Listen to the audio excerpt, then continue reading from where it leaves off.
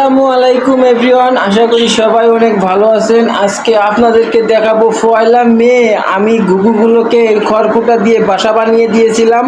আজকে 16 তারিখ। আজকে আপনাদেরকে দেখাবো আমি বেলকনির ভিতরে ঢুকেই এমন একটা দৃশ্য আমি দেখেছি, দেখে আমার অনেক ভালো লেগেছে। আজকে আপনাদেরকে আমি দেখাবো, চলুন আমার বেলকনির ভিতরে আপনাদেরকে কি দেখাতে চাইছিলাম সেটা আপনারা দেখেন আমার বেলকনির ভিতরে। এই দেখেন বন্ধুরা, এখানে একটা ডিমের খোসা দেখতে পারতেছি। 16 তারিখে আজকে আমি এই খোসাটা দেখতে পাইলাম, অর্থাৎ আমি আমার ঘুঘুগুলোকে খড়কুটা দিয়ে বাসা বেঁধে দিয়েছিলাম। এই যে দেখেন, আপনাদেরকে বাসা বানিয়ে দিয়েছিলাম। এখানে দেখেন বন্ধুরা, ওই যে একটা বাচ্চা নড়তেছে আর একটা ডিমে তা দিচ্ছে। এখানেও ডিমে গিয়েছে, এখানেও ডিমে গিয়েছে, এখানেও এক জোড়া ঘুঘু ডিমে গিয়েছে।